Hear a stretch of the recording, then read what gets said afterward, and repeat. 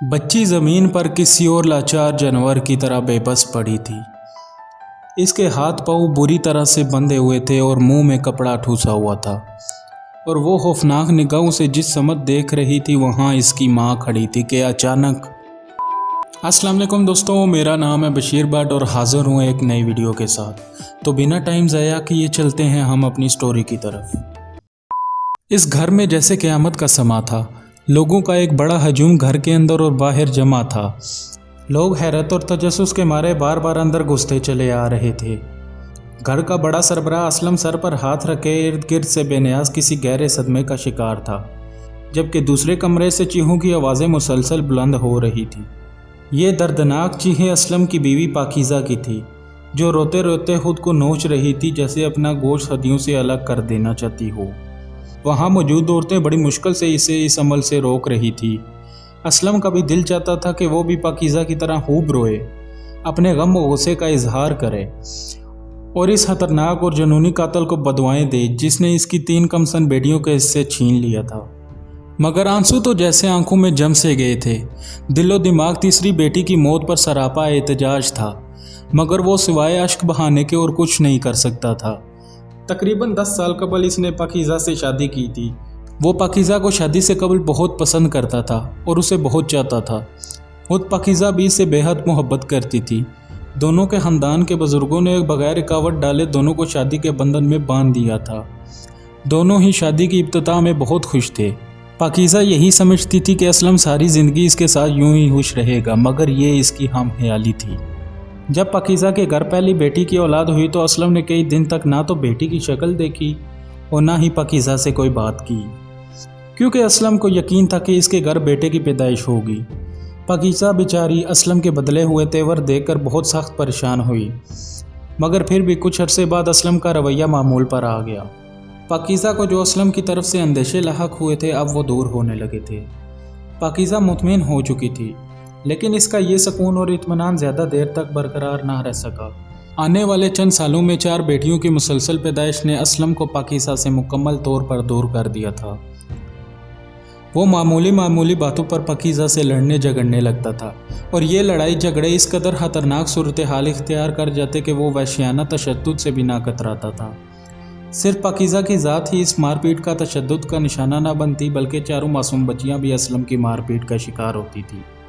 पाकीज़ा बड़े ही सब्र से असलम की हर सितम ज़रीफ़ी को बर्दाश्त कर रही थी, मगर एक दिन तो असलम ने हद ही कर दी।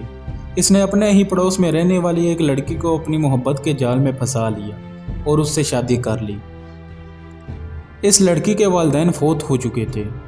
वो लड़की अपनी बेवा खाला के साथ रहती थी, इसलिए असलम को इस लड़की से शादी करने में किसी दिक्कत का सामना ना करना पड़ा। यह शादी इसने औलादे नरीना के असूल के लिए की थी। दूसरी शादी के 2-3 साल गुजर जाने के बावजूद असलम को कोई औलाद ना हो सकी। इसने तीसरी शादी का फैसला कर लिया। दूसरी बीवी ने बहुत शोर मचाया और एहतजाजन घर ही छोड़कर चली गई, पर असलम के कान पर जूं तक न रेगी। वो बेहिस हो चुका था। इसे किसी के जज्बात और एहसासात का कहाँ एहसास होता। दूसरी तरफ पाकीज़ा कमाल बर्दाश्त का नमूना बन चुकी थी। इस पर पहले ही एक सोतन का पहाड़ टूट चुका था। वो किसी गहरे समुंदर की तरह खामोश थी, मगर इसके अंदर कितने तूफान सर उठा रहे थे वो खुद भी इनसे बेखबर थी। असलम ने अपनी फितरती ढिठाई का मुजाहरा करते हुए तीसरी शादी कर ली, लेकिन जो चीज़ इंसान के नसीब में ना हो, चाहे लाख कोशिश कर ले, उसे हासिल करने में वो नाकाम ही रहता है। तीसरी बीवी से औलाद ना होने पर असलम ने इसे भी छोड़ दिया। अब असलम को समझ जाना चाहिए था कि इसे अपनी वफादार बीवी और 4 मासूम बेटियों की कदर करनी चाहिए, मगर वो नाशुक्रा इंसान अपनी तमाम तर महरूमियों का जिम्मेदार पाकीज़ा को ठहराता था, क्योंकि वो इसे बेटा ना दे पाई थी। मगर जो प्यारी प्यारी 4 बेटियों की सूरत में खुदा की रहमत इसकी झोली में डाली थी वो असलम को दिखाई नहीं दे रही थी। वो बेकदरा इन बच्चियों को नाहुसत कहता था। शायद इसी बात की बहुत बड़ी पकड़ हुई थी। खुदा की दी हुई रहमतें जिनको असलम नाहुसत समझता था, एक एक करके झोली से गायब होने लगी थी। इन बच्चियों की तभी मौत ना थी, बल्कि इस कदर खौफनाक थी कि देखने वाला गम व खौफ से लरज़ उठे। 3 माह के दौरान 3 बेटियों की दर्दनाक मौत कोई मामूली बात ना थी। असलम की सबसे बड़ी बेटी, जिसकी उम्र 9 साल की थी, लाश कुएं से मिली थी। ये कुआं इनके घर के सहन में ही था। इस मासूम बच्चे के हाथ पांव बांधकर और मुंह में कपड़ा ठूसकर इसे कुएं में फेंक दिया गया था। یوں معصوم بچی کی انتہائی تکلیف اور اذیت میں موت واقع ہو چکی تھی۔ اس دردناک واقعے کو ابھی 1 ماہ ہی گزرا تھا کہ اچانک اسلم کی دوسری بیٹی اس صفاق قاتل کے ہتھے چڑھ گئی، جو کہ پہلے ہی اسلم کی بڑی بیٹی کی جان لے چکا تھا۔ اس مرتبہ بھی اس بچی کے ہاتھ پاؤں باندھ کر اور منہ میں کپڑا ٹھوس کر اسے درخت کی ایک نچلی شاخ کے ساتھ لٹکا کر پھانسی دی گئی تھی، جبکہ اسلم کی تیسری بیٹی کو مارنے کے لیے بھی قاتل نے عجیب طریقہ اختیار کیا تھا۔ بیٹی کے ہاتھ پاؤں باندھ کر چرپائی کا ایک پایا اس کی نازک گردن پر رکھ کر اس قدر چرپائی پر وزن ڈالا کہ بچی کی گردن کی ہڈی ٹوٹ گئی تھی اور اس معصوم کی موت واقع ہو گئی تھی۔ پورے گاؤں کے لیے اسلم کی تینوں بیٹیوں کی موت کسی راز سے کم نہ تھی۔ قاتل کون تھا یہ بات کوئی نہیں جانتا تھا۔ اس کو بھی کسی پر شک نہیں تھا، کیونکہ اس کے گاؤں کے ہر بندے کے ساتھ اچھی سلام دعا تھی، اس لیے وہ کسی پر بھی شک ظاہر نہیں کر سکتا تھا۔ اپنے خاندان کے لوگوں کی محبت اور توجہ دیکھ کر وہ سوچ بھی نہیں سکتا تھا کہ ان میں سے کوئی اس بیٹیوں کا قاتل ہو سکتا ہے۔ عجیب بے بسی کا عالم تھا۔ قاتل لاپتہ تھا اور پولیس کو بھی قاتل کو ڈھونڈنے میں بالکل ناکام تھی۔ اسلم اس قدر خوفزدہ ہو چکا تھا کہ بچ جانے والی سب سے چھوٹی بیٹی کو ایک پل کے لیے بھی خود سے جدا نہیں کرتا تھا، مگر پھر بھی وہ مطمئن نہیں تھا، اس لیے اس نے شہر میں شفٹ ہونے کا فیصلہ کر لیا۔ اپنے اس فیصلے کو عملی جامہ پہناتے ہوئے اس نے شہر میں ایک مکان کرائے پر دیکھا اور اپنی بیوی اور بیٹی کے ساتھ اس گھر میں شفٹ ہو گیا۔ اسلم گاؤں میں کھیتی باڑی کا کام کرتا تھا، مگر وہ شہر آ کر وہ کوئی ایسا کام کرنا چاہتا تھا جس کے اوقات کے دوران وہ زرینہ کو اپنے ساتھ رکھ سکے، اس لیے اپنے گھر میں ہی سبزی کی دکان کھول لی۔ یوں دکان سے آنے والی آمدنی سے گھر کا خرچ اور کرایہ بآسانی نکل آتا تھا۔ بظاہر تو یوں لگتا تھا حالات معمول پر آ چکے ہیں، مگر کہیں ایسا اندیشہ اسلم کے دل میں موجود تھا جو اکثر رات کو اس کو گہری نیند سے جگا دیتا تھا، اور وہ جب بے چین ہو کر اپنے پاس سوئی زرینہ کو ٹٹولتا یہ جاننے کے لیے کہ وہ اس کے پاس ہے بھی کہ نہیں۔ بڑی عجیب بات تھی کہ جو شخص اپنی بیٹیوں کی طرف محبت سے دیکھنا گوارا بھی نہیں کرتا تھا، اب وہ یوں اپنی بیٹیوں کو ساتھ لیے پھرتا ہے جیسے وہ ایک پل کے لیے بھی اسے اپنی آنکھوں سے دور کرے گا تو ہمیشہ کے لیے اسے کھو دے گا۔ وقت انسان کو اس کے کیے کے مطابق اچھا یا برا سبق دیتا ہے۔ انسان جب بار بار غلطیاں کرنے کے باوجود باز نہیں آتا تو قدرت بھی انسان کو مزید ڈھیل دیتی ہے، مگر وہ بے وقوف انسان سمجھ نہیں پاتا کہ قدرت کی ڈھیل جس قدر طویل ہوتی ہے اس کی پکڑ اس قدر سخت بھی ہوتی ہے۔ پھر انسان بھاگتا پھرتا ہے کہ کسی طرح اس پکڑ سے محفوظ رہ سکے، لیکن وہ کہیں بھی جا چھپے قدرت کی پکڑ سے بچ نہیں سکتا۔ اسلم بھی ماضی میں کی ہوئی غلطیوں کی تلافی کرنے کی پوری کوشش کر رہا تھا۔ اس کا رویہ پاکیزہ سے بہت اچھا ہو گیا تھا، وہ ہر طرح سے اس کا خیال رکھنے کی کوشش کرتا تھا۔ پاکیزہ بھی خود اسلم کے رونما ہونے والے اس اچانک تبدیلی پر حیران تھی۔ اس کے مرجھائے ہوئے چہرے پر بھی مسکراہٹ بکھرنے لگی تھی۔ اسلم سوچ رہا تھا زرینہ کا شہر کے کسی اچھے سکول میں داخلہ کروائے گا، اپنی اس بیٹی کو وہ خوب اچھی تعلیم دلوائے گا، وہ اپنی اس بیٹی کی بہت اچھی تربیت کر کے اسے ایک اچھا مستقبل دے گا۔ مگر اس بے خبر کو یہ معلوم نہ تھا کہ مستقبل کو پانے کے لیے زندگی کی ضرورت ہوتی ہے، اور زندگی کی لکیریں زرینہ کے ہاتھ سے تیزی سے مٹتی چلی جا رہی تھی۔ اسلم اپنی زندگی کو پرسکون بنانے کے لیے خوب ہاتھ پاؤں مار رہا تھا، مگر اس کے باوجود اس کا ایک آخری امتحان باقی تھا جو اس کی تمام زندگی کا سکون ملیا میٹ کرنے والا تھا۔ ایک رات وہ بہت برا خواب دیکھ کر جاگا تھا۔ وہ خواب اس نے زرینہ کے متعلق ہی دیکھا تھا۔ اس نے گھبرا کر اپنے پاس سوئی ہوئی زرینہ کی طرف ہاتھ بڑھایا تو اسے یوں لگا جیسے زرینہ بستر پر نہیں ہے۔ اس کا دل گویا بند ہونے لگا۔ اس نے فوراً ٹیبل لیمپ کا بٹن آن کیا تو اس کا خدشہ یقین میں بدل گیا، کیونکہ زرینہ واقعی بستر پر موجود نہیں تھی، تاہم پاکیزہ بھی بستر سے غائب تھی۔ پاکیزہ کی غیر موجودگی اسلم کے لیے اطمینان کا باعث بنی، اور وہ یہ سوچ کر مطمئن ہو گیا کہ پاکیزہ زرینہ کو واش روم تک لے کر گئی ہوگی۔ وہ پھر سے لیٹ گیا، مگر اندر کی بے چینی اس کو مطمئن نہ کر پائی، اور وہ کافی دیر تک خالی الذہن پاکیزہ اور زرینہ کی واپسی کا انتظار کرتا رہا۔ کافی وقت گزرنے کے باوجود وہ دونوں واپس نہ آئی تو اسلم کو پریشانی ہوئی، اور وہ اٹھ کر صحن میں آ گیا۔ کچن کی لائٹ آن تھی، جو کہ پاکیزہ کے کچن میں موجودگی کی نشاندہی کر رہی تھی، مگر وہ اس وقت وہاں کیا کر رہی تھی یہ بات اسلم کے لیے بھی حیرت کا باعث تھی۔ وہ کچن کی طرف بڑھا، مگر یہ جان کر اسے سخت مایوسی اور حیرت ہوئی کہ کچن کا دروازہ اندر سے بند تھا۔ وہ کچن کے بائیں جانب موجود ایک کھڑکی کی طرف بڑھا جس پر موجود سلاخیں لگی ہوئی تھی۔ اس کھڑکی سے کچن کے اندرونی حالات کا نظارہ بآسانی کیا جا سکتا تھا۔ اسلم نے جیسے ہی کھڑکی سے جھانکا تو گویا اس کا دماغ چکرا سا گیا، کیونکہ اندر کا منظر ایسا غیر یقینی اور دل خراش تھا کہ اسلم سے اپنے قدموں پر کھڑا ہونا مشکل ہو گیا۔ زرینہ زمین پر کسی لاچار جانور کی طرح بے بس پڑی تھی۔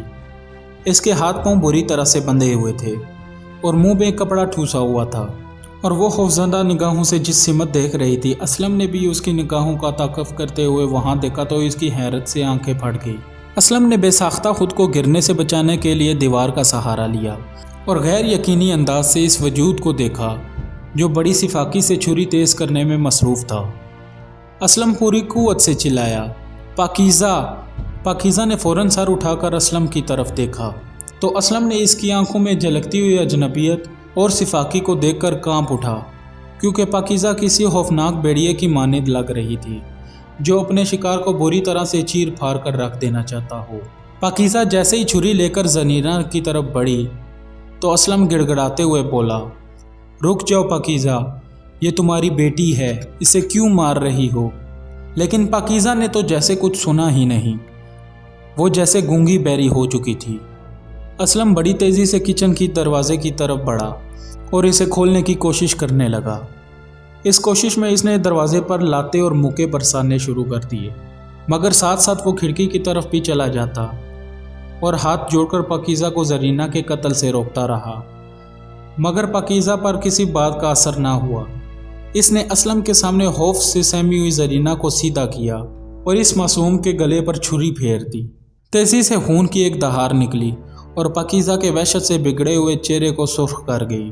اسلم یہ منظر دیکھ کر تڑپ اٹھا۔ وہ مسلسل چیختے ہوئے دیوانگی کے عالم میں اپنا سر کھڑکی کے سلاخوں کے ساتھ ٹکرانے لگا، مگر پاکیزہ اسلم کی اس حالت سے بے نیاز ہو کر اس وقت تک زرینہ کے گلے پر چھری چلاتی رہی جب تک زرینہ کا سر کٹ کر تن سے جدا نہ ہو گیا۔ اسلم کا شور سن کر بیرونی دروازے کے باہر لوگوں کا ایک ہجوم جمع ہو گیا۔ وہ مسلسل دروازہ پیٹ رہے تھے اور اندرونی حالات جاننے کے لیے بے چین تھے، مگر اسلم کو کچھ ہوش نہ تھا۔ وہ سلاخوں کے ساتھ سر ٹکرا کر خود کو لہو لہان کر چکا تھا اور سر پکڑ کر چیخ رہا تھا۔ چند لوگ دیوار پھیلا کر گھر میں داخل ہوئے اور کچن کا دروازہ کھولنے کے لیے انہوں نے اسے توڑ ڈالا، مگر اس وقت تک زرینہ کا سر کاٹ کر پاکیزہ جلتے ہوئے چولہے پر رکھ چکی تھی اور خود اپنے بال نوچ کر بڑے بھیانک انداز سے کہکے لگا رہی تھی۔ اسلم جو بڑی دیر سے یہ منظر دیکھ رہا تھا وہ وہیں گر کر بے ہوش ہو گیا۔ کچھ ہی دیر میں وہاں پولیس اور مختلف اخباری رپورٹر بھی پہنچ چکے تھے، مگر ایک سگی ماں کے ہاتھوں سگی بیٹی کے قتل نے سب کو غم و خیرت سے ششدر کر دیا تھا۔ لوگوں کی آنکھیں گویا پتھر سی کی ہو گئی تھی، دل غم سے چور ہو گیا تھا۔ پاکیزہ کو پولیس کے حوالے کر دیا گیا تھا، مگر وہ اپنے حواسوں میں نہ تھی۔ اس کو بار بار غشی کے دورے پڑ رہے تھے۔ پاکیزہ کو جب تھانے میں ہوش آیا تو اسے کچھ یاد نہ تھا کہ اس نے رات کو کس قدر سفاک اور بھیانک کام کیا تھا۔ اپنی بیٹی زرینہ کی موت کی اسے کچھ خبر نہ تھی، مگر جیسے ہی اسے بتایا گیا کہ اس کی بیٹی قتل ہو چکی ہے اور وہ خود ہی اپنی بیٹی کی قاتل ہے تو اس نے قتل سے مسلسل انکار کیا، اور وہ زرینہ کی موت پر یوں روئی کہ کوئی دیکھنے والا یقین نہیں کر سکتا تھا کہ وہ عورت اپنی بیٹی کی قاتل بھی ہو سکتی ہے۔ پاکیزہ کی حالت دیکھ کر صاف اندازہ ہو رہا تھا کہ اس کی دماغی حالت نارمل نہیں، اس لیے اسے ماہر نفسیات کے حوالے کر دیا گیا تھا۔ اب سب کچھ ختم ہو چکا تھا۔ پاکیزہ کی ذہنی حالت مزید بگڑ چکی تھی، اس لیے پاکیزہ کو پاگل خانے بھیج دیا گیا اور وہ اب تک پاگل خانے میں بے یار و مددگار زیر علاج ہے، مگر ڈاکٹر کو یقین نہیں کہ وہ کبھی ٹھیک ہو پائے گی۔ جبکہ اسلم زرینہ کی لاش لے کر گاؤں آ گیا اور گاؤں میں اپنی بیٹیوں کی قبروں کی دیکھ بھال کرنے لگا تھا، اور وہ رات دن اپنی بیٹیوں کی قبروں کے پاس بیٹھ کر اپنی کوتاہیوں کی معافی مانگتا رہتا اور ہر ملنے والے شخص سے یہی کہتا پھرتا کہ کبھی بیٹیوں کو نحوستیں مت سمجھنا، کبھی ان کی ناشکری مت کرنا، ورنہ میری طرح تہی دامن رہ جاؤ گے۔ اسلم کی حالت مسلط خداوندی سے انحراف لوگوں کے لیے مقام عبرت ہے، اگر کوئی اسے سمجھے تو دوستو آج کی ویڈیو کو ہم یہیں پہ ختم کرتے ہیں۔ امید ہے آپ کو یہ ویڈیو پسند آئی ہوگی۔ اگر آپ کو یہ ویڈیو پسند آئی ہے تو اس کو لائک کیجیے اور چینل کو سبسکرائب کریں۔